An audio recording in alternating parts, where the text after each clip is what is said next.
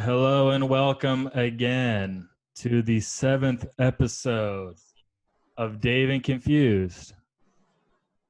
This episode, we have one of my close friends from the Texas, Austin area, to be more specific. Austin, I baby. met him out there when I was working for a brief stint. Please give a warm welcome to Fuego. Thank you, everybody. Appreciate your time. Thank you for supporting David. As you can see, he's wearing the cutoff shirt, showing off the guns. Yeah, which I learned from you. You got me started. Do you remember those days? Fuego and I used to have a thing called Fuego Fit, where at our old job, there was a gym in the building, and we would go on our break and get that pump on. You know what I'm saying? Right before lunch. Swole. Right before 2.5 hour break. Right before lunch, go hit the free weights a little bit, and then go get your vitamins and nutrients, and get back to it. For free. For free, yeah, that was nice. That was the best. So when I was working in Austin, I met Fuego. We were on the same. The job was, what would you call it, like sales / customer service? Yeah, we were like a referral service, almost like a little mini interrogation to see what kind of real estate professional and mortgage broker person you might need to help you find a house that you were interested in online.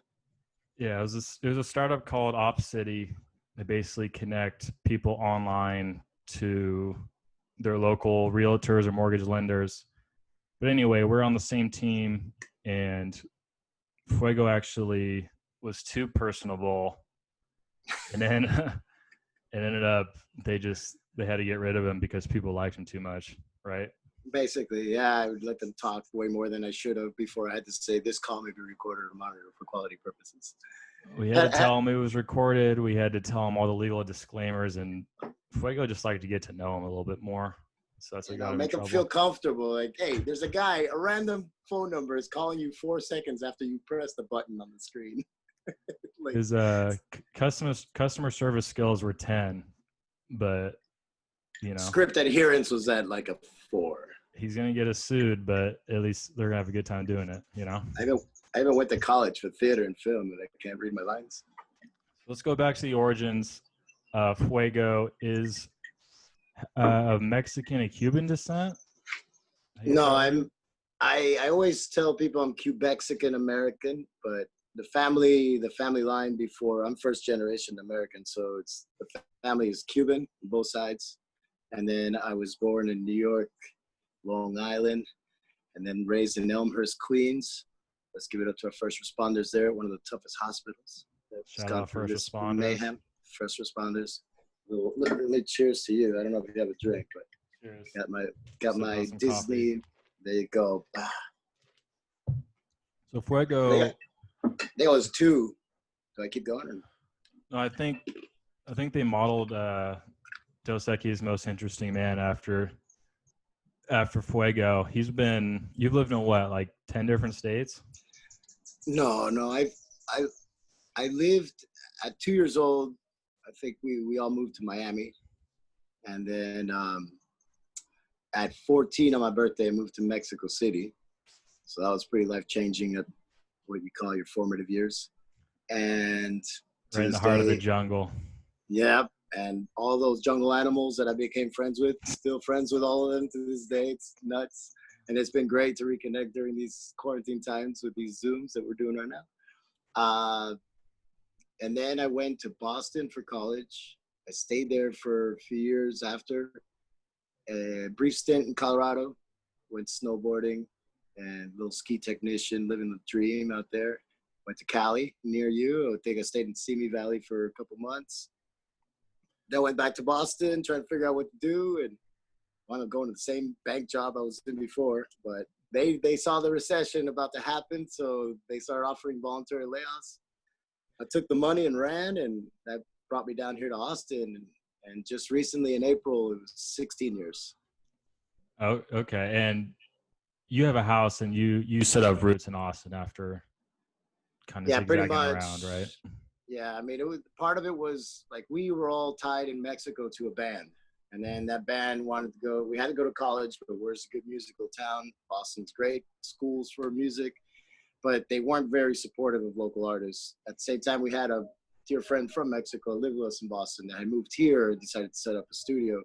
So little by little, some of them started trickling here, and then I came for the same reason, just to play music, and wound up working at Guitar Center. Finally, get that under the wing, and that's where I met an incredible amount of other musicians here in the city, bar owners, other bands. I've helped to connect people collaboratively, like making bands or businesses together, like studio wise. And then, and so the house is really just, I had a lot of roommates for a long time, and I wanted to keep the tradition of Mexico City, where we had that at my buddy's parents' house down in the basement. We had a great spot. Then in Boston, we had the Crazy Mexican House, and the whole entire basement was like the epic place to go. Oh man, it was nuts. It's because they call it, well, the story goes, I have one of my best friends, Tracy, that lives here, has a great band too. He moved from LA, and he went to Berklee College of Music, and he was with some of our other mutual friends, and they're like, hey man, he was missing all the Mexicans. He said, where's all the Mexicans at in this city? Because the Hispanic population over there is just different. It's not really Mexican. And he goes, oh, you got to meet Crazy Mexican Dave. And like, just from there, we became friends with a whole ton of amazing musicians. And we'd have these jam parties and shows together throughout the time. But yeah, so wanted to bring that up back here. You've been playing for a while. What instruments do you play right now? Just bass? My strength is bass, because I could tell stories for days. I started playing piano at 3 years old, and I did that till about 14 when we moved to Mexico. Right before we went to Mexico, I was playing electric guitar for a little bit, and I was gonna be a DJ in Miami. I wanted to be like DJ Laz, who you could still see on Only in Dade on Thursday nights. You want to be like DJ Khaled too, huh? Yeah, well, he wasn't. I don't think he was born. He learned from you. He probably saw you mixing the tables and got inspired. Right. And so I had all this money with one of my best friends. Then we were about $2,000 saved up, and then find out that we're moving to Mexico. So the other thing I was really into was trying to be a drummer. So I bought a drum set, and it was just before we left to Mexico. We go to Mexico, but the whole house is being moved in one of those North American van lines, and it's got to drive to like the border. Mm-hmm. Well, Mexicans like to make things difficult, so they challenge you, let's say. So the move stayed at the border for 6 months. So I never got that drum set. But before then, I had met my lifelong friends, and the moms had met each other at a kindergarten party, and they were like talking up the kids, saying how great of a piano player I was, but that's not what I was. He's a prodigy. Wanting to do. Yes, that's how they were both talking. But then I show up and I meet these guys. We do a science project experiment for telepathy, and little did I know that the dad and the son, they were basically cheating on the bottom. They scored an 88% tapping each other's feet. Like, which of the light switches, 5 light switches on both sides, you had to try to send the message. They had 88%, man. But that with those guys, they already had like the little band, but they needed a bass player. So they just like throw the bass on me. It's like, hey, want to play this? I'm like, I don't even know what this is, but best thing that ever happened. So nowadays, yeah, I tinker with everything. Once you play for so long, you just got to understand how it works and then figure it out. And you've obviously haven't been able to play for a while because of the pandemic, right? How's that been affecting you? It's been about a month and a half. It's affected me in a good way because, like I was telling you before the show, I'm one of those collecting unemployment. So I have a lot of time on my hands. Been using YouTube to look at old videos and just either exercises or songs that I want to learn. So I've just been playing the guitar, been playing the drums, playing the bass, and started tapping back into. I actually have a DJ turntable set I haven't used in ages, so I decided to. You gotta brush off that dust, get back into it. Yeah, start getting some block parties going. The tough thing is, like, it's a great time to become way better musician, but like, how would you make money doing that in this day and age, and been meditating on that. It's tough. And I know that reminds me, wasn't you had a buddy or a roommate that had like a YouTube channel out of your garage? You would like make a bunch of stuff like DIY and you just film it for him? Yes. So I call him my brother, but we've known each other since I was 14 and basically lived in all these places together. That's Crazy Mexican Dave. Okay. That makes sense. He lives about 2 miles up the road. But he's like like a rocket scientist, right? Like an engineer or something? His dad was an engineer from MIT, and then he just kind of through osmosis he's the kind of guy where like if he got this big new keyboard, he'd open it up, grab the instructions, sit down and read before he did anything. So he always wants to know the how and the why, really wants to understand things. He's really creative. And that was at Berkeley, at Emerson. Yeah, you could take classes, get credit in other different schools, but not MIT. I had a lot of buddies from MIT. They came down here. Smart guys. But yeah, no, Boston was crazy. Dude. So, I'm wearing my Texas shirt from my time in Austin when we met. Fuego's wearing his. During our job, we had this system where we would have headsets on and we would be talking to people throughout the country. And it's funny whenever we would see someone from Boston, we get in a Boston accents, kid. They weren't putting up with anything. Fuego just taps right back into it. The time he lived in Boston, he would be telling me stuff to say. It's automatic. It's interesting. Oh, dude, you live out in Southie, kid? Yeah. And they would just love it. He would tell me to say, like, you on the red line? And they would love it. Box Street, change here for the red line. What about that video that we saw? If anybody wants to laugh hysterically, I looked it up before here. I knew we might talk about it. So the title is Hilarious Guy Fishing from Boston Freaks Out When He Sees an Ocean Sunfish. So just put in Hilarious Guy Fishing from Boston and you'll find it. Yeah, this is Fuego's favorite video. If you want to hear a hilarious accent, just plug that thing right in. We were trying to study, remember? We were looking up at work, like, well, let's try to listen to some accents. So we typed in that thing. It was almost like automatic first one that came up. Yeah, if we found out that the more you talk like the area that they're from, the easier the call is and the more they like you. So obviously, like, talking to someone in Alabama, you want to talk like this, y'all, and they love it. So going back to the origins, Fuego spent a lot of time in Miami. That's why we kind of bonded. We're both Miami Hurricanes fans. Yes, it's all about the U, buddy. All about the U, baby. Tell us a little bit about growing up in South Florida and kind of the stuff you saw growing up. I mean, so it still happens to this day, but one thing that always comes to mind is like everybody is your mother or everybody's in your business. They walk into let's say I was there with my grandfather. He was transferring my grandmother's car to my name at the DMV.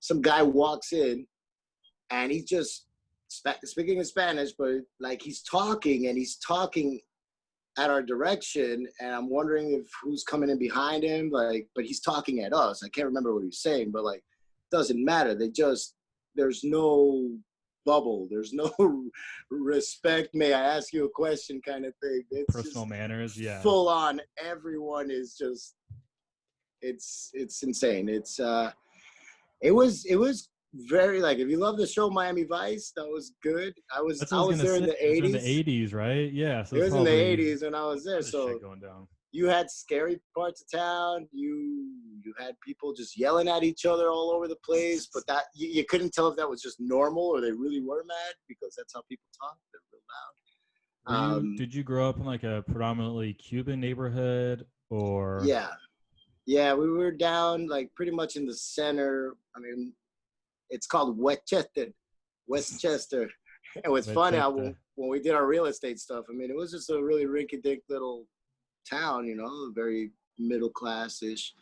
And when we saw these prices, when we worked together on that area, it blew my mind how expensive that whole town has become. Homestead didn't exist, and now it's like a whole developed area. So I lived mainly down there and in Kendall. When we left to Mexico, my parents went back for some time. They were up in Broward in Pembroke Pines, so I stay there sometimes. Most of my family is still in Miami. My parents, they're out in Arizona, and the sisters. You have family a little bit everywhere, huh? Yeah, some in Georgia, some in South Carolina. Oh, actually, no, no longer in Georgia, but yeah, there are some here in Dallas, and I think in New York. So when you were growing up, you were playing all the different instruments. Did you like have something you wanted to be, or after you left school, were you know, did you have a plan, or you just wanted to go to college for music and kind of see where it took you? I'm the guy that was like, no, moving up with the band. We're going to make it. Like, we were doing pretty well in Mexico. We had won the not one. We were in the semifinals or the finals, something like that, for the Battle of the Bands. Mm-hmm. And it's with the same guys that I moved up to Boston with. There was 22 of us that moved to Boston from that school. Yeah, well, of the musicians, it was just about 4 or 5. But sounds like an orchestra. I'm just kidding. Gotta make it big, go big. Yeah. And so I was the type that I didn't want to go to school. I didn't know what I wanted to study. I just wanted to be in a band. We were killing it. We were doing really well. We didn't win they basically wrote we sang in English back then in Mexico. So they wrote a pamphlet of all the finalists, and they called us Malinchistas, which is Malinche is the Indian girl that would translate for Hernan Cortez. So she's seen as a traitor in Mexican history. So they kind of labeled that on us. Because you're speaking English? Singing in English. And like 2 years after we left, or that, everybody sounded like us later. But at the time, at the show, we just destroyed the equipment, told them all off, basically got disqualified, and had a good show. Were the people like putting it on, they had the problem with it, or were about the people in the audience? Were they still enjoying themselves, or were they revolting against it? No, the people in the audience were enjoying themselves, but we were directly attacking the judges and the place that made it, and all the lies that they had written about us. And I mean, the singer just guitars, laid it out. Yeah, I'm playing Crazy Mexican Dave's bass. He's playing my guitar. We're both destroying each other's equipment. Yeah, what year was that? Sets. That was 1990. I would have to say 94, maybe 93 or 94. Maybe a little kind of grunge, a little bit. Yeah, it was the days of grunge. I mean, it was, when I moved there, it was 1990, and so you're thinking like Nirvana's about to come out. You have that whole hair band thing going on from the late 80s. And we had a rival band in school, like.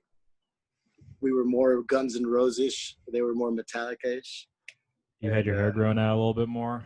Long hair. If I could show you a picture. I'll put in a pic right here. Okay. Show everyone. I'll send you. Some crazy hairstyles in the past. I remember when we were working, you were growing it out, and it got down to your shoulders. Really? Oh, wow. Yeah, it was getting long. Yeah, nowadays, I think I'm losing it up on top. Getting old, buddy. Yeah, yes. You better not cut it anymore. I got to see what you still got. So you're doing the music thing, head to Austin with some of your buddies. I remember you telling me some stories. You used to be one of the push car drivers or the bike taxis. Yeah, I was a pedicabber. Pedicab. That's right. Who wants a ride? Yeah. So if you're at an event, you're walking around, you would see this guy pull up with a bike and a chariot in the back. Sleeveless shirt too. Sleeveless shirt, freaking thighs like Saquon Barkley. Had the headband and my bathing suit. Had the headband, shirt was off. You're gonna get Fuego coming up to you. You get in his chariot, and then what was your thing? Like you would just like haul ass up hills just for training, right? Well, I would do as much as I could, yeah, because You would it like was take brutal. the scenic routes just to train your legs. I was more of the type, like, I knew how to time all the lights. I could get between two cars Oh and with yeah. an inch. I could get between a space of two logs and go in and out, and there was only an inch. I'll be by the wheels, and I did it 2 times when I was bet. Like they made a bet. It's like, if you could do it 2 more times with 4 people on the cab at Barton Springs, where if you could do that back and forth, we'll give you $100. And boom, I hit that one. Plus, they gave me the 60 that they were going to give me. So You're that just was, hustling on. That's too easy for you. I know, you got to do it. Oh, think about it. The day you But didn't need to let yourself down, you totally made it. it's all fun and games until you get hit, though, right? Didn't you get you Yeah, got you get hit clipped one about. time and you flew into a bush? Yeah, I got hit. I got hit while pedicabbing. I got hit 7 times, Oh, and Jesus. I would say 6 of them weren't too bad. The 7th one, I've been hit total 9 times. Once in Miami on Oh, a fuck. 30-mile bike ride when you're in 6th grade. I don't know why they would never do that, but on an entrance to a highway, this guy clips my back wheel, and I'm just done for the day. Entrance to a highway. And yeah, and then and I get to Oh, ride in the pickup, in the back of the pickup with all my friends that gave up anyways. So that was awesome. And then it was 7 times while pedicabbing. The 7th time was like, not to make the story boring, but you would never go up the hill on 5th Street at night. But when you look back and you see that 3 streets down, it's a red light and all the cars are there. I only had to get up half a street to get past the hill, and I'd be all right. And it was I was going back to the shop. It's about 2:30 on a Thursday, and instead of that street that comes behind me, over to the right, coming this way, is a guy trying to outrun a cop that's not even chasing him, but he's trying to get out of his visibility. So he makes a right-hand turn up. There's barricades, and they were doing construction, so I guess he couldn't see me in time. He's going pretty fast. He hits me, but he's trying to avoid me, but he hits the left corner of the bike. I tumble into the pedicab, and I'm standing up into it because I'm climbing up the hill. I go into the pedicab, onto the hood of the car, roll over like twice, land on my feet like Mary Lou Retton. I probably give myself like a 7.2 Stuck or 3. the landing. Stuck the landing, and I'm facing backwards. I'm like, what just happened? I look back, there's this car just booking it. The pedicab is on top of the water barricade. My bike and the pedicab was just like throwing up Just up there mangled somehow. wreckage. Yeah, a big mess. And then I'm still facing downwards, and I feel my calves. I'm like, ah! Like for some reason, my calves just got like this strain. And then about, I guess, 20 seconds later, whatever it was, a cop is turning the corner, and he sees me just like there, disaster zone. And some people had seen across the street but couldn't make out, like, anything about the car. I was like, one of your crappy little cars these days. I don't know. Yeah. The typical ones all look the same, Miata. gold. Yeah. But I'm like, well, I'm still living. The cop makes me break. He's like, I'm trying to get the cop to help me. He's like, take down the pedicab and all this stuff. It's like, he didn't even care. And so it was a hit and run. And then it was like so that bike, I had a couple bikes. That bike, all the lights got smashed on it. So on my other bike, I replaced them from my pedicab bike, because I was able to just fix the wheel and it was all right. But the pedicab got a little bit dinged up. And so the next month or two, I think it was like about a couple months later, it was like ACL. And I had just finished ACL, and then about like the next day after ACL, I went to meet up with a girl that I knew at the bridge, and I rode, whatever it is, 8 miles down there. We're hanging out, and I thought I was going to go hang out with her later at her place or something, but that didn't work out. So I told her, well, I got to go because I don't have lights. I got to get back to the house before it gets dark. And it still wasn't dark by the time I come here, but about 2 blocks away, I'm on a curve, and this car is just getting real close to me, going pretty fast, and pushes me outward, and I'm still looking at the car. So the car really didn't hit me. It's just that it just I've kind of been moves pushed you out over like that. It pushed me over, and by the time I'm looking, if I even remember looking, I'm going into the bumper of a parked truck. And so you're going 20 miles an hour on a road bike. and you hit the bumper, then the bike stops, and then you go forward. Fly right into it. So that just hit me. Got a little scar here, you know, for There the you go. ladies. Chick stick scars, you know. Yeah, but it left me vegetable there for like 2-3 months. Pretty interesting time. And but again, you know, you didn't kill me, so. Oh, that just reminded me. Yeah, didn't you say like after your accident, it like rewired your brain, and now you can just remember like numbers? Yeah, and I was thinking about it. Before the podcast, because if I try to reference any of the other guys you had on there, I can't remember names to save my life. When I used to be really good at it, I'll just go into a black hole. I won't even like imagine like Tim or Jack or Steven, whatever. It just black hole. And then, but with numbers, it's like, vroom, I can remember numbers for all right. and photographic memory. What we're gonna do? I'm gonna show you a number. This is gonna be a David Confused first. I'm going to show you a random number right now, and at the end of the podcast, we're going to circle back and see if you remember. All right, but might be put on the spot. Like usually, I wanted to tell you a funny story about one of the things you brought up in the other podcast. Okay. I'm really going to test you. This is 9 digits. All right. But I think you've done a phone number before, so you're fine. All right, everyone at home. Those are 10 digits, huh? It's backwards. 485 749 325. 485 749 325. Okay. All right. So we'll check back at the end. David Confused first. So let's get down to some questions. Let's get to know Fuego a little bit better. Next question is, finish the sentence. In a previous life, I was a doctor. That was told to me by a witch, and I tend to believe it. So, expand on that a little bit. What kind of witch are we talking about? Like one of those kind of like, it's those Cubans are tapped into something. I don't know, but like one of those helper ladies. Yeah, shaman lady. I was really young, and it's interesting because I'm so scared of doctors. I'm scared of needles more than anything. I believe in like you just gotta know yourself and know what you're eating, natural what you're medicine, doing. Right. I'm not into anything like that. And she said you were a great doctor and you helped so many people. And I'm like, well, maybe I learned something back then that like freaked me out now. Or it's all the stabbing and all the poking and all the times they're taking me to a doctor for whatever reason that's traumatized me. So you were young and you walked, was like a palm reader, or she just like, did you have to like drink some stuff?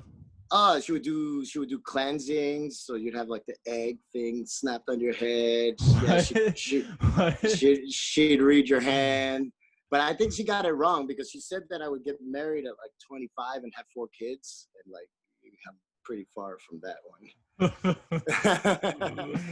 I was all excited like growing up, thinking like that was gonna happen and stuff, and lived another 6 and you're like, damn. Trauma after trauma. Damn, where did I go wrong? I don't have any kids. So that just sparked my memory. Fuego is a big pet person, and yes, he reminded me a while ago that he's actually the 3rd cat guy we've had on the podcast. Yes. Fuego, tell us a little bit about your pets you have right now, and more specifically, the star of the show, Dale Jr. Yeah, so we got, currently I've had cats for many years. I'm more particular to cats than dogs. Not that I don't like dogs, the dependency aspect is just something I can't do with my lifestyle. I have 2 cats outside that just basically came over here, fell in love, and just made their home. So we got Shop Cat. Shop Cat's a black one, and Mia. Mia's probably the best behaved of all. And then inside I got Pancho and Peaches. And Peaches is another black cat. 4 cats, 2 indoor, 2 outside. Then another stray that thinks he could hang out and eat the cat food. I've got about 5 or 6 raccoons, about 3 possum. The freaking blue jays are now this fat. Like, they don't stop eating. Like, it's just hard. I gotta feed these cats like all day long. Yeah, tell everyone at home the war you're having with the Blue Jays and the Orioles right now. It's yeah, the Orioles, I kicked them out of here, but the Blue Jays, they're just they hear my door open up and they know it's time. They start talking to each other. He's here. The douche is here. Come on, he's bringing out the food. And so when you see them, you're like, how can you even fly anymore? They got guts. Like, they got beer bellies on them. and then the doves are also around here too. Those are their buddies. They get the scraps. So I have to feed very little. Yeah, they're eating the cat food you put out, right? Yeah. And I can't do one of those timed machines because you know how raccoons are with little opposable thumbs. Like, they'll just start breaking things open. So fortunately for the cats right now, I'm not working, so I could come out like 3, 6, 9 times a day, whatever it is. A little snack, just a little snack for them. And also save some food for Dale Jr. as well. So right? Dale Jr., he's about, man, talk about not having weights when I need them now. I could just pick up Dale Jr. He's about 40, 45 pounds and about the size, a little bit longer than a basketball, but not as tall as basketball. And for everyone at home, Dale Jr. is a African spurred tortoise? An African spur-thighed sulcata tortoise. Oh, yeah. Dale Jr. will turn 6 on July 13th and can live up to 150 years. They don't age. They got 2 skeletons. They got the spine like us, and then they got the exoskeleton, which is the shell. They need sun, and they need calcium, but they need the sun in order for the sun to process the calcium. Oh, wow. Because I had this is Dale Jr. Dos. I had Dale Jr. the first, but I didn't know it needed a UVB light when it was only this big. And my bad. Yeah, no, it's out on the side. Always go and talk to Dale Jr. Oh, I don't think I've ever cried so hard at work before I met you. When Dale Jr. died, he's like just not moving. A week. Because you think of them not as a pet. You think of them as like, this one's going to outlive me, carry That's the what legacy. I was going to say. Those are your kids. Those are your 4 kids. Exactly. Oh, my Lord. A couple of raccoons, Possum, and Dale Jr. Yeah, but those guys will pass before me, hopefully. But not Dale Jr. And so Dale Jr. Dos, killing it. Got a big yard back there. Has his trails. He eats the romaine, the mustard greens. He likes bananas. I started eating apples with him. Won't eat his hay. He's supposed to eat hay. And he's a little diva. And if he finds some cat poop out there, he might delve into some of that too. A little caviar for the tortoise. Little Friskies caviar. So you're in Austin now. Are you going to be – you're looking for work. Are you going to be there for a while because your house is there? Are you going to be going back to Miami anytime soon? No, man. Have you seen Only in Dade? Did I send you that profile on Instagram? There's this crazy Instagram page that he sent me. It's just it's what really goes down in Dade County. Yeah, for all the viewers right now, picture Walmart, people of Walmart, like exponentially times like 50, like to a degree that there's all of the city of Miami, Dade County basically, is filming or taking pictures of just odd things that people do, whether they're driving, they're in the store, how they're dressed, what's going on. And it never ceases to amaze you. And every day that profile is giving you about 30 to 40 different views. Like it's the wildness that, because everyone knows Florida is basically a different country. So yeah, it documents all the wild shit going on there. It's probably what made me crazy. Yeah. Yeah, but until I moved here, where they say, "What's our motto?" Do you remember? What's Austin's motto? Keep Austin weird. There you go. Yeah. Keep Austin weird, kid. I moved here. Yeah. Sometimes I say that, and people say it's too commercial. It became kind of, because now we got an influx of all your people that moved out here. That's what I was going to ask you, especially with Joe Rogan telling everyone he's going to move. I feel like there's a mass exodus going to Austin. Can you see it already or no? I mean, so the 2008 recession brought all of Arizona and all of California, when all you guys that were millionaires became thousandaires, and then you saw this as like the new hub, the new tech hub especially, but like everything was great. We were winning like best city of the year, best party city of the year, like all these different things for years before all that happened. And so, yeah, they all became millionaires again coming this way. But definitely the traffic. You were here when it's insanity. Like, I think we're one of the top 1 to 4 traffic cities, and it's still just too many people are moving here. You don't recognize the skyline if you had been here a long time ago. I mean, we doubled the stat goes from 2012 to 2016 in the 5-county Austin metro area. It was 1.1 million, which is, Austin had about 700, 800,000, but 1.1 million in surrounding areas. And in 2012, 2016, it was 2.2 million. So we doubled in 4 years. Yeah. And the you feel it. Infrastructure is like not built for that. No, they built the houses before the streets, it seems like, in many places. But and yeah, it seems like, because I remember even then, I would have Uber drivers that would just, they would ask for my phone, I'd say California, and they would just snap on me. Oh, you motherfuckers moving out here, bringing your homeless with you. I had a guy snap on me. He told me that one time. Like, yeah.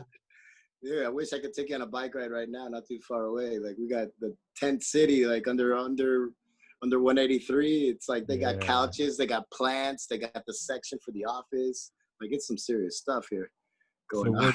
What's Austin looking like right now? Is there like looting at all? Are people still sheltered in? Is Fifth Street popping? What does it look like? So, I mean, 3 or 4 days ago, they broke into a neighbor's truck, trying to get tools, I guess, out of it. But that's, something close by. I was going to say, for this podcast, I'm happy to be outside, and I'm surprised. I was going to take bets how many times we'd hear police sirens in this area.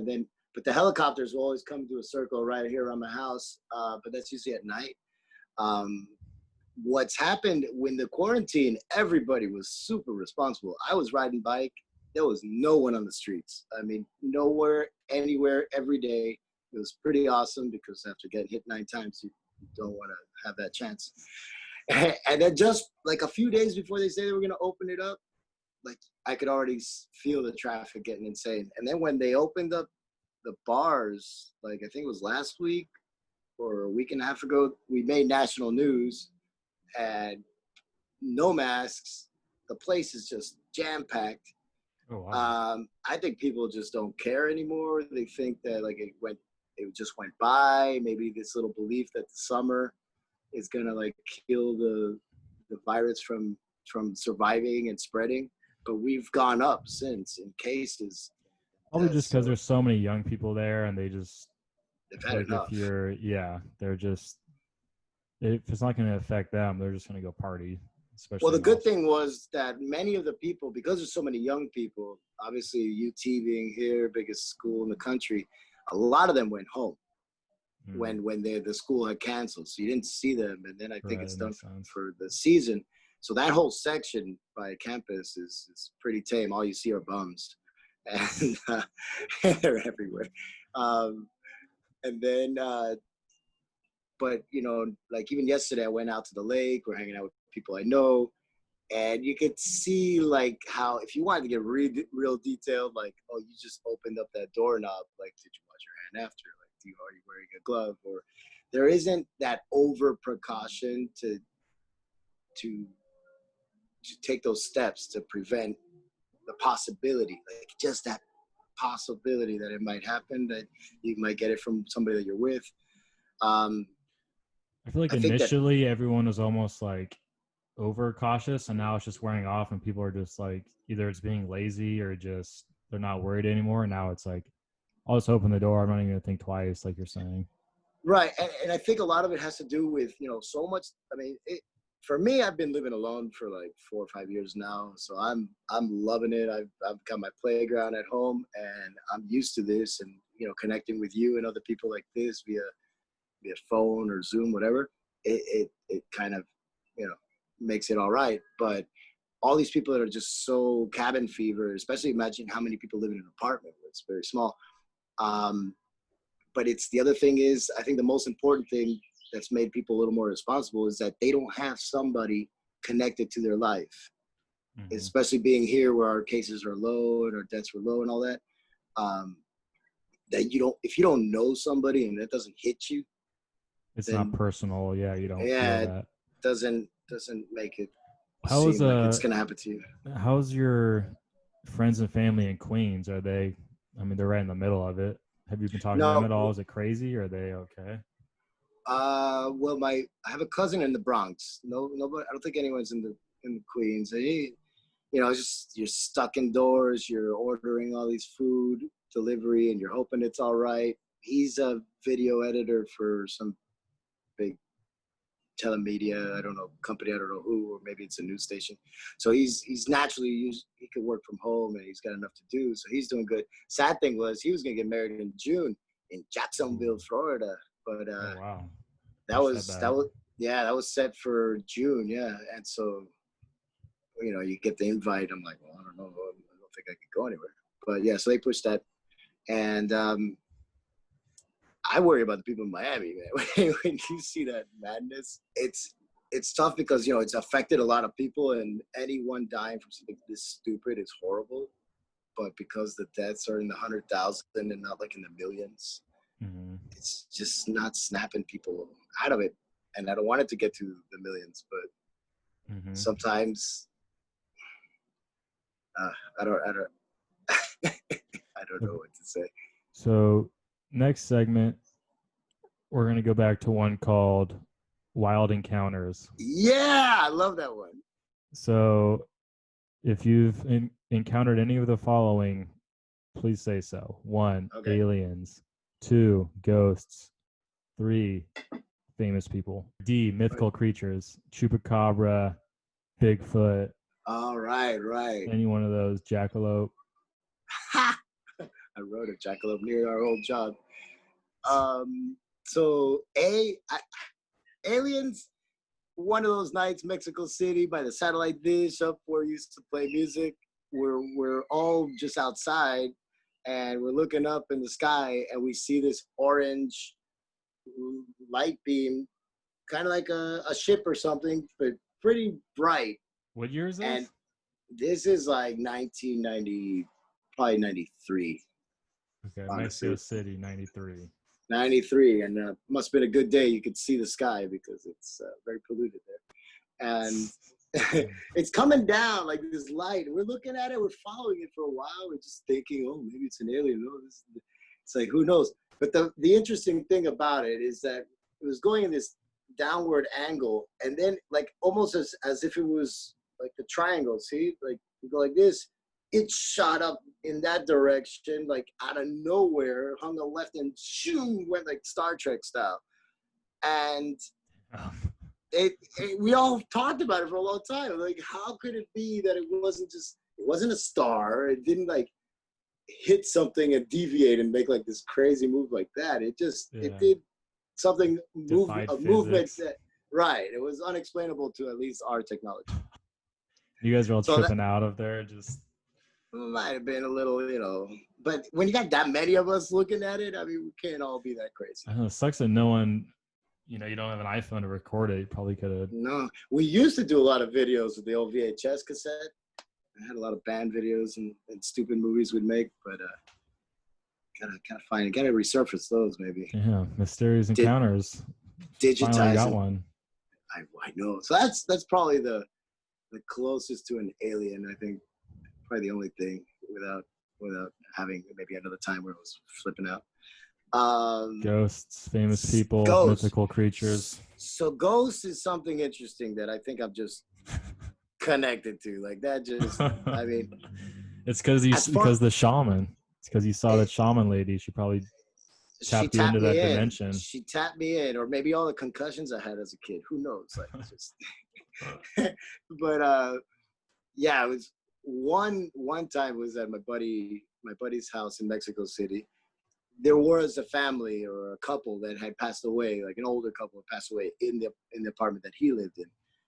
Now I know where it would come across as weird, or somebody would say like, "Oh, but what were you on?" and other stuff. Well, we were on a lot of stuff, you know, like not a lot, but you know those water bottles? Yeah. The big ones that you put in the jug? Yeah. Like upside down. So we made that into a gravity bong in the tub. So needless to say, yeah. I had a hit of that back then, and we were probably drinking. We're always drinking, and we were pretty young. It's But partying. It's having a good I time. I forgot why I went out into the hallway, but the whole rest of the house was pretty dark, and everybody was in my buddy's room. And I go out, and I feel something. I turn around towards where I came from in the hallway, and I see like almost not a perfect triangle, but like a triangular shape of white mist kind of thing. And I felt a presence. And I started, and I knew about these people that were there. So I tried talking to them, like, hey, how you doing? I'm like, oh, cool. Like, I'm kind of between freaked out and trying to be real nice. That's when I get the Steve Buscemi eyes come out, and I'm like, and so for some reason, I'm just there, I'm talking, I stay quiet, I'm debating, should I just turn around and I think I was going to the kitchen for something, and to keep going. And like this thing comes right at me, through me. No. And I guess it goes the other way. And I guess like I just do one of these like big inhales, like holy shit. Like and it was just like a gasp for air that I needed. And then it just kind of went away. And then instead of going to the kitchen, I just ran back to the room and tried to tell these guys. And of course, everybody's a mess. And like, you're too fucked up. And like, this, what are you talking about? And like, you may or may not be possessed right now. Could be, but I felt like it happened more on the top part, because I know the solar plexus is real sensitive. You don't like to like sleep on your back, because that's when the spirits go in through there. Especially like you know that there's a lot of Cuban things that you're not allowed to do. Like you can't take a pregnant woman to a funeral. Really? Because that spirit. Baby will get possessed? Boom. Yeah. Oh shit! Like a magnet, just suck it right in. I mean, my mom I never thought about that. Yeah, to this day, they say that my sister is a spitting image of my great grandmother. Physically, personality, just the way she does things. How was she she at talks. her funeral? Was she at? She was a little fetus. So it is true. Jesus.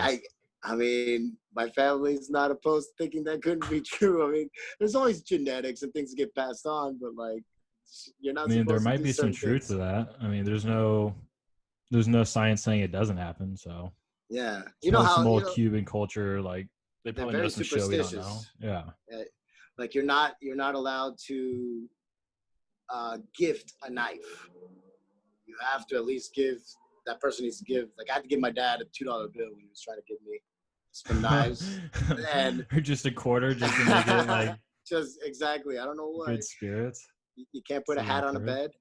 Putting a hat on a bed is no. What's the reason behind that? Yeah, I'm checking my bed right now. I don't know. Like again, it's just like these weird. I'm gonna need you to like write these out for me, and then I'll post them for everyone. So just that'll be good. Yeah. I'll call them up. My mom will know all these things. When you were back in Miami, was there a lot of rooster fighting, cockfighting? No, not that I know of. What about Mexico City? That's more of a Mexico thing. Yeah, that happened. And that happens out here in Texas, I think. Oh yeah. I did see one. And this like I didn't go see it. I just happened to be walking by like stumbled upon one. A family's house, the outdoor. They were doing it. Oh shit! Like in the front yard. And like the cops don't care. Is it just like part of the culture? Like no one. Yeah, I mean they got more things to do with, I guess. Don't worry about the cartel, like kidnapping people. They don't care about cockfighting. They don't. Okay, next segment. This is called. Wait. We didn't do C. Oh, C. We didn't finish. That's right. So C, famous people. Go. All right. This one's fun. So a few times I've met people I didn't know I was meeting them. And one of my favorite ones, which is kind of a mess, like I have a thing for Natalie Portman. I'm living in Boston. I didn't know she was going to Harvard. I'm at a Harvard party with all my buddies. And we just show up there, and like I just start talking to her because she's super cute. She looks like her, and it's like I'm thinking to myself, I'm not gonna be that guy that tells her that she looks like Natalie Portman. So I'm talking to her for like about 15, 20 minutes, whatever it was. Like her friends would be there, they would leave, they come back, laughing. She's super funny, really smart girl. How old And are then her you? friend. How old is she? What year is this? This is like I think it was like probably 1999, 2000, Okay. 2001. I can't remember, but it's whenever she was there. I was in Boston for 8.5 years, so Okay. I can So imagine you're some things talking to her become at a the little bit of party. a blur. Talking to a party, joking. One of your buddies didn't like nudge you and be Yeah, like, "Hey, that's well, he Natalie told me Portman." after they go, the friends come back from the kitchen or whatever. It's like, hey, all right, well, let's go. We're gonna go. It's like, all right, nice to meet you. And I'm like, because that happened so fast. Because I'm like in the middle, like just like all into her, and then like these guys interrupt and they just sweep her out of there. My friends then told me they were like giving me my space, and they go, did you get her number? I'm like, no, dude, I don't even know who that was. It's like, that's Natalie Portman. I'm like, no, it's not. It's like, yeah, dude. I'm like, what? I lost my mind. I was like, what? No, why didn't I? You lost your chance. Yeah, it was crazy, and I should have known because she had the little dot right here. I'm like, this is just too crazy that I just didn't think that was possible. She's out in LA doing movies or And whatever. that's right before, like Star Wars Episode 1 era. So Right. they're about to blow up. And then when I was little, I met Ahmad Rashad and Bill Murray, but I was really little. Where? They owned the Miami Miracles, the AAA baseball team. Oh, shit. So I met him in Miami, like 1986 style. And then the cool thing about it is Bill Murray is my favorite actor, one of my favorite human beings of all time. And then he always came to Austin during South by Southwest, and he'd always, and while pedicabbing, he's out there and you're looking for him. He'd take over bars. He had a whole gang of people, had this little tiny Asian girl like with him as if it was his lady. He'd just be playing the role like he owns the place everywhere he went. But I remember when I actually, like Matt McConaughey, or the other way around. Oh yeah. I remember Fado, the place, not Fado, the outdoor place where you had like the Spasmatics, like that 80s cover band that would play. Well, anyways, on 4th Street, I'm there behind a girl that I pedicab with, super nice, awesome girl, and he's walking up to her to get a ride, but he drops his phone, and she leans down from the pedicab and picks it up from the ground, gives it to him. It's like, here you go. It's like, oh, thank you so much. It's like, what's your name? And she's like, Carrie. And it's like, oh, that's my name too. Oh, Carrie, won't you be a doll? Take me around the block. And so, yeah. And so they basically go around the block. He gives her like $50. And then I got the next ride, so I couldn't actually be around there when he came back. I wanted to. Him? Typical, the person I needed to go like to the left, and they went to the right. Now, when I worked at the Irwin Center, at the Flan, you know what a Flan is? Oh yeah, a little dessert. Yeah. So you remember where the UT basketball team played? Oh yeah. That's where they also did a lot of concerts. So I was working there, setting up stages and bringing them down. I got to meet, I didn't know this guy, but I meet Michael Bublé, nice guy. Lady Gaga's, that one's, again, like Natalie Portman. You met Lady Gaga? Yeah, I don't know who she is. I don't know her music at this time. I know her name. When is I'm this? working for her. What year is this? These are in the years between like 2008 and 2012. Okay, like, so she was popping. Yeah, so I mean, she had come out. She'd probably been out for about a year, but I don't follow much like social paparazzi culture. Era. Yeah, she was big. What and, happened? Yeah. Well, I'm pushing something down the hallway. She's coming out of one of those backstage rooms, but she's all in regular like jogging outfit, like a mate bikini and hair down. I know, it's just like a gray top and bottom, And I remember like, hey, how you doing? She's like, hi, like her mouth. I remember that's what I remember. Like she's like said hi to me, like so crazy, and like she looked nuts, like hi, like her mouth open. And I'm like, hey, did you have a good time? And I thought she was one of the dancers. Like that's literally what I thought. And so we talked for a quick 5 minutes. Yeah, no, it's a great time. Well, the audience here is so amazing. You having a good time on the road? I know it could be tough, you know, like, and this, yeah, I know everybody's been really good. Like, so it's just like all this little small talk. Again, my buddies are watching me talk to her from like far away. When I go and see them later, it's like, did you get her number? I'm like, no, don't know who that is. It's like, look who it is, dude. And she's getting into like some sort of Escalade truck leaving the she like place. walks up on the stage and starts performing in front of millions of people. And you're just it's like, after, it's after. Now, but she was cool though. She was like a normal person, or was she like super nice, super normal, down to earth? So like, and I think I've met a lot of people over all the years, however famous, but that's the most important thing. Now, I have a saying.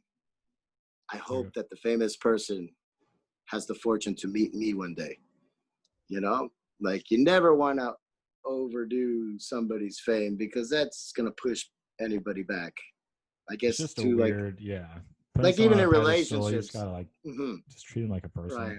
Yeah, there must be some silly questions you have in your head, even about what's going on in your life right then, that maybe they can hook you up with. So like, just throw them a curveball is always the best thing. And so she was awesome. I remember meeting. So I didn't think much of it, and I should have. So I'm a bass player. Who's one of the most famous bass players out there in the world? Living. Flea from Red Hot Chili Peppers.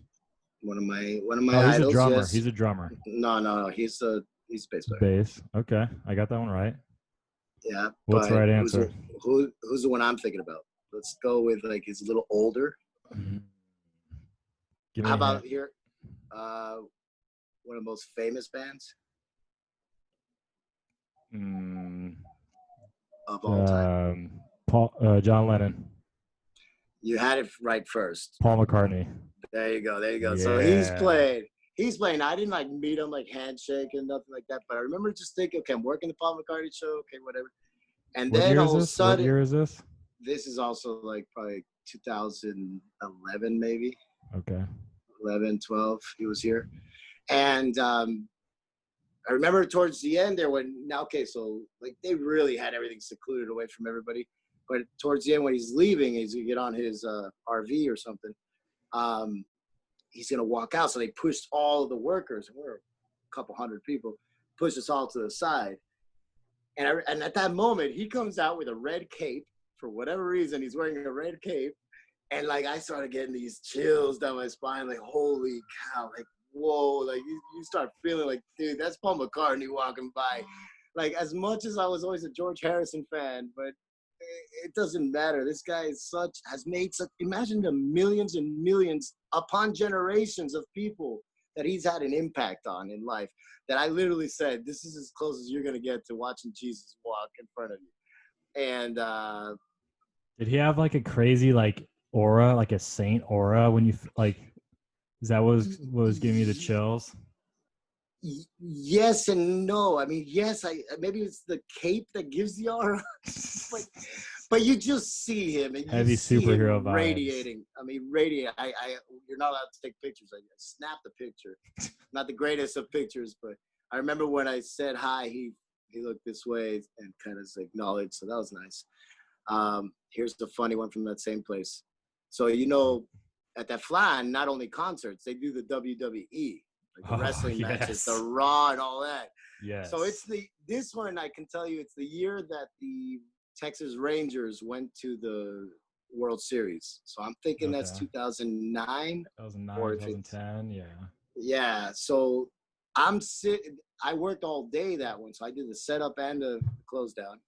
And they would feed us. So I'd be in the room, in like this main room where it's the workers and also the wrestlers would go in there, and the women, amazing women, but they're like monsters, and everybody was a monster. You know me, I'm not very tall. Probably got you by at least a foot. Yeah, so I'm sitting down, and who sits next to me? Like out of all people, Undertaker. I've got as big, but more on the Hulk Hogan, kind of the new Hulk. Because The Rock. Hulk was in there. No. Give me a hint. His number has something to do with 3. Triple H. Yeah. Yeah. But Yes. there's another person on my right. Which is? And who's the owner? You were sitting next to Jim McMahon. Vince Or McMahon. Vince McMahon. I don't like that. Yeah, you're a Marino fan too. Yeah, Triple H is on my left, and Vince McMahon shows up just after, and he goes, "Hey, brother, how's the game going?" And he's like so nice, but he's like veiny and just huge. I mean, he was just steroided up. Easily 2 of me. Yeah, it's like, man, I just started watching 6th inning. It looks like they're just doing their thing. I think it was no score or something like that. And it was just insane because I'm just sitting right there, and I knew I had to go soon, but I just trying to watch the game with a hot dog, and they're like, were they getting rowdy? No, we were, all 3 of us were real quiet. And then what I started doing was I started imagining selfies of us 3. Like, I was just like visualizing this moment. This is insane. What's going on? Yeah, that's like straight out of a dream. How did that even? That's crazy. You just gotta act as if and not. I think people worry about being in places too much. Like, I gotta get there. I gotta be there. Sometimes it's just one of my heroes, Winnie the Pooh. You know, it just lets things happen, man. Just go with the flow. Walking around, yeah. I mean, Enjoy I'll tell you honey. one thing.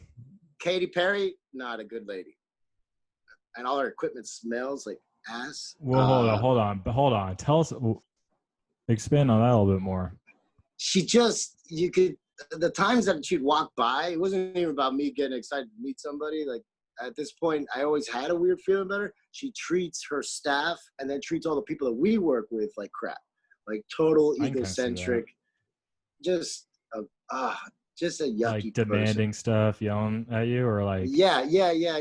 Like, just getting in your never grill. To me personally. I'm watching from afar, like just how she responds to people, what she's demanding from them, and how it's. Ugh. And what does she smell like? BO? No, her. She has like this floating cloud, pink cloud, and I had to unload it from the truck and bring it down. And that thing smelled like BO, crap, vomit, like whatever you wanted to like put there. If it would have smelled like cat piss, I could have dealt with it, because years of being a bad owner, I had to deal with that. You get used to it, but no, this is nasty. Who else? You were talking about someone else. Taylor Swift. She it wasn't that she's terrible or anything, but she's like the planet with like the revolving moons. Everywhere she went, she had like about up 10 to 12 people surrounding her. If she moved to the left, the whole little moon cycle would move. Her team just moves with her and just, that's crazy. Yeah, like super glorified girl. Did you talk, was she treating people okay or poorly like Katy Perry? She had orders to make sure that every step of the way, everything's handling cleared. that. So we're watching from a distance. Met Roger Waters. Amazing guy. Roger Waters is the original member, pretty much the main most creative force of Pink Floyd. Oh, nice. The bass player. Did you have a little bass moment with him? Did you talk to him? It was awesome, but not with him on bass. We said hi real quick. He's like, enjoy the show. He's like, hang out, all this stuff. I'm like, hey, thank you, mad respects. Thank you for everything you've done. One of those kind of things, and we're done. Mm-hmm. But I was talking to his roadie, who let me play the drums, and then and also let me look at his pedal and his all the pedals of Roger Waters. I'm on stage, and then his gear. So that was pretty awesome. I had to build the wall for most of the setup. We're building the wall in the set and the stage and all that. Yeah, each cardboard box would cost $80. And imagine having a wall, like going up the bleachers in any arena. So that thing has to be flat on top, and you're just filling up all the space, and they're connecting on all the way to the left, to the right, very close to the top. So $80. Wall. Yeah, well, I think he's worth like $340 million, so it's okay. He's got this. For your entertainment, he loves you. He'll go the distance. Pink Floyd, it's not about the money anymore. It's about the experience for them. Exactly. So let's get down to section D, mythical creatures.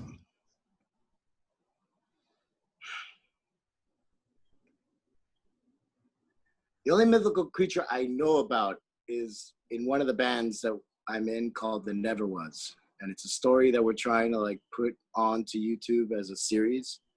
Is it a true story? No, it's a true story in the future of a time that's going to happen down the road. You're gonna create some kind of Frankenstein animal in a lab and release it. Basically, it's kind of like what happens. I'll fill you in details more about that. We just started. Actually, this COVID thing really helped us to get together and use this time. So when we're not practicing, we're trying to develop the band outside of the band, make more, grow it. But yeah, let me know. I'll put the link in the description below. Yeah, I always wanted to see a chupacabra. Always looking for Bigfoot. All of those guys. You know, if they're out there, like I'm cool. I'll say hi. If you need anything, whatever I could do, like I'm totally awesome. We can chit chat. I'll be your friend. So, but I haven't been that lucky yet. Judging by the ghost experience, you obviously are going to want to talk to them and make sure you calm them down. The ghosts, there's way more ghosts too, but we'll keep that one. Maybe we'll keep that one for next time. Yeah, let's get to one more segment before we start wrapping this up. This one's called "What advice would you give your 12-year-old self and then your 65-year-old self?" Go. Oh man, part of it's like, dude, 12-year-old self, you're a mess, and you're always gonna be a mess. So keep your shit together, stay focused. And I like word. I think it was Aaron Lewis that said, like, don't care what anyone else thinks about you. Is one of my favorite things my mom has always taught me. But I still have that internal worry, and I always live for other people more than myself. So like, if I could focus and just do what I wanted to more back then, I probably would have more done now. But also I would tell myself, hey man, figure out what you want to do as your own business. So I'm always being creative and everything, but I need to have the confidence to do it. And to this day, I'm still trying to figure out like, what would I do? Closest I'm getting to is salsas. I was going to say that. Salsas. So Fuego makes a mean verde salsa. What's the official name you call that? That one's just salsa verde. Okay. Santa verde. But let's see if you remember. What's the first ingredient? Jalapenos. No. I asked a girl yesterday what it was, and she said that too. Serranos? No. Give me a hint. It's red, or it can be characterized as red. Tomatillos. No. I'm gonna let you fall on this. Tell me. Love, bro. Love. When you go to that supermarket or wherever you get your veggies, a real good way to find the love is to talk to them and say, who wants to come home with me? And they'll start showing up, man. They'll glisten. They'll tell you like, me. And so I think that the quality, or at least your choice in bringing who home, just like when you go to the shelter and you get a dog, like when I got one of my cats that looked like the most pathetic one that nobody wanted after 3 rounds. I'm like, come here, Pancho. They'll choose you in essence. You know? Yes. So it really makes a difference because all these salsas aren't hard to make. Nothing. Like, I get rave reviews about pico de gallo. How hard is that? You know, it has got to be a determining factor that's different. So anyone watching this, when you cook, just put your heart into it. Intuition. Feel it.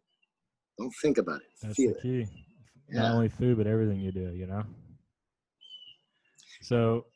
Yeah, so that, I mean, I could tell myself a million things when I was 12. Like, I should have gotten a psychologist however many years, 12, was that 31 years ago? when you tell your 12-year-old self when you're on the push cab, fucking look both ways so you don't get hit by any cars. Yeah, on the pedicab. The pedicab. Oh, I missed out on a lot of them. Pretty good. So hop in time machine, 65-year-old self. Give him some advice. On a time machine in the future, Yeah.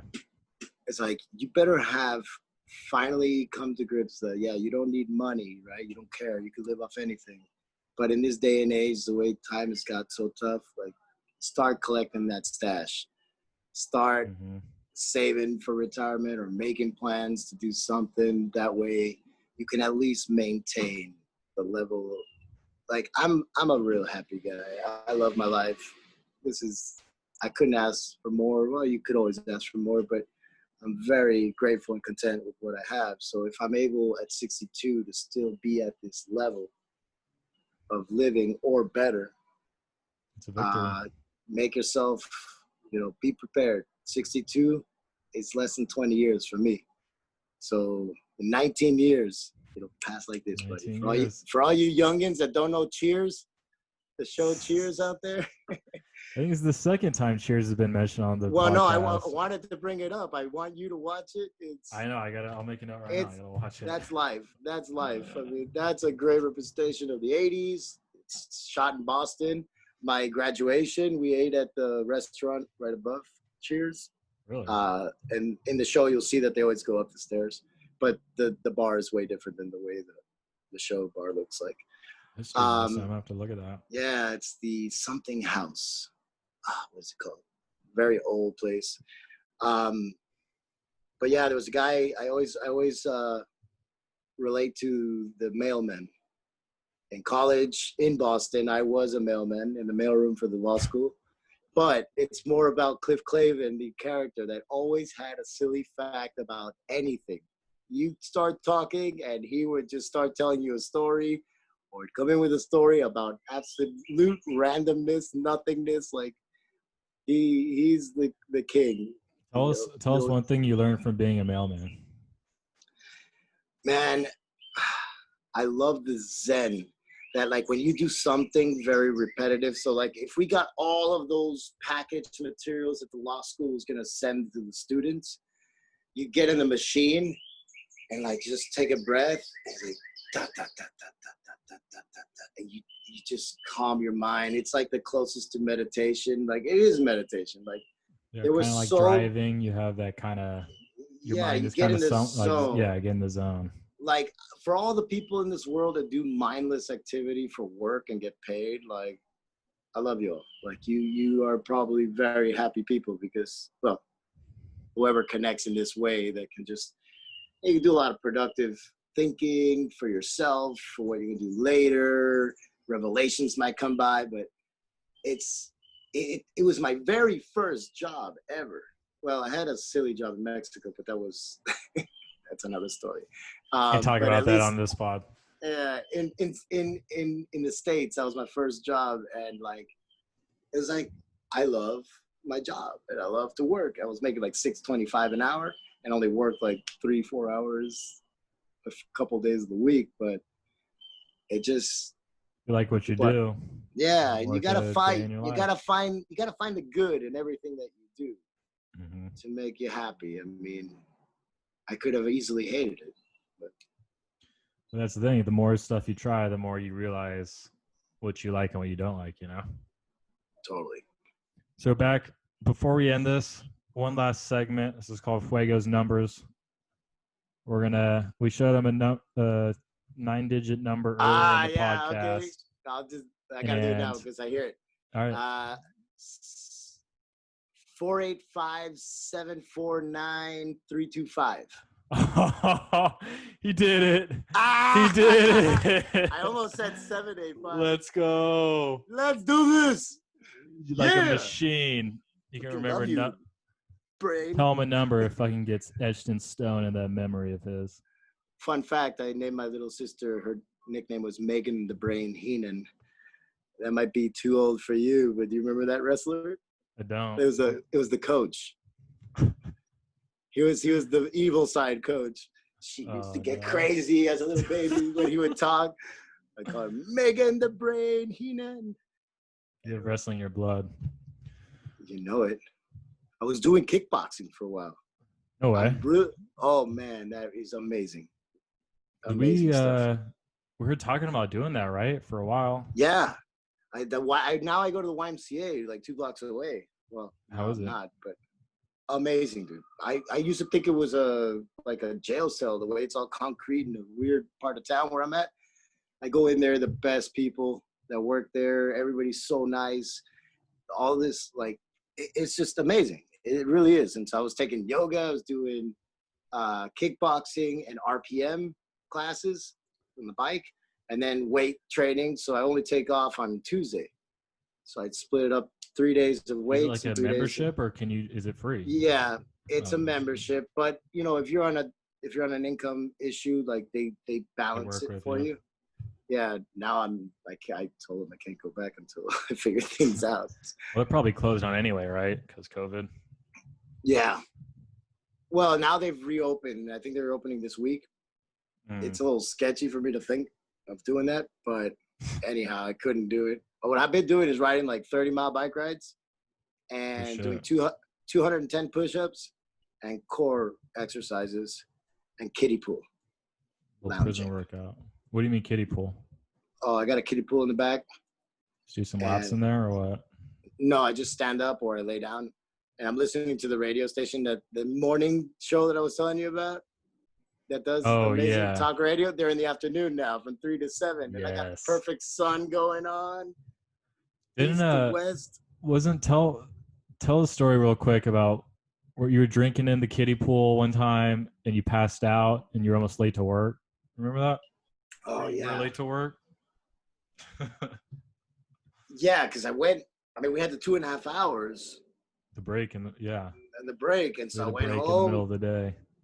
I was fiending for like as much sun as I could get and hang out, and like I didn't have food, but it's just, you know, the entertainment value of like what's on the radio, and you just got your eyes closed and you're in the water and you're in your own head. Time slows down. You're swimming with Dale Jr., then all of a sudden you wake up, it's night outside. Yeah. Ooh, we should have found Dale Jr. Oh yeah. Do you want me to travel? Yeah. Okay. Let's see. See Dale Jr. I'll try to keep it steady. I mean Dale Jr. Dos. Dale Jr. Dos. So we're taking me inside. We're in the green room. This is the green room where you get ready. See? Here's one douche. This is Pancho. This is Pancho. And Peaches is in the food bank box. I don't know if you can see it. Peaches chilling in the food bank box. Right there. Food bank hooking me up. Thank you very much. Shout out Austin, Texas Food Bank. Now we got to find Dale Jr. There's Mia. We're getting a full MTV Cribs backyard. The birds knocked it over. Those goddamn Blue Jays knocked over the cat food. There's the kiddie pool. That's pretty good. Okay, I hope Dale Jr. is probably back here. I'm building a house for him, but I decided to get some stuff to just make a little house for the meantime. Oh yeah, he's in here. Oh, there. I don't know if you can see him. Maybe we go over here. Dale Jr. There he is. Man, he was out a little while ago. 45 pounds of him. He's huge. Big boy. There's a wheelbarrow. So, Fuego, anything else you want to say to close it out? Well, I'm really proud of you. Like I said, nothing better to see a friend going for his dream, doing amazing things, and really as simple as just introducing people to the world. Hopefully there's enough out there that catch on. I think you're doing a great job interviewing. I never felt more comfortable because I can easily get really like self-conscious, but it's been awesome. And like I said to you before, like it's been my dream to do a podcast. So I hope this just gets better and better. And maybe we could do double city connected podcasts. I could Twin call cities, random to people. Texas. Oh yeah. Dial up, maybe prank call on Zoom. We'll get something in the works. We'll get some crankcakers going. But So we got Fuego live and direct from Austin, Texas. Thanks again. I want to let everybody know that in life, here's a true story. I think it was 1991. Kurt Loder was the interview guy in MTV, and he's asking Chad Smith, the drummer, like, hey, so what are you guys trying to get out of your career? What he said next uppercutted me, and it's been my life motto since. And I want to share this with everybody. He's like, man, in life, it's all about having a good time all the time. All the time. Yeah, you know? I love that. And if you just find a good time in everything, even as not so good time, the situation might be, you'll be a better person for it. So yeah, man, it's 2020. Do what the fuck you want to do. Right? Push on through. Push on through like Arnold. One love. Oh, Arnold. We'll have to save that one for another one. Save Arnold for next time. He's got donkeys now. Yeah, like a mini donkey. Yeah, Lulu. He's the best. We'll jump into that next time. But to everyone at home, peace. Thank you so much.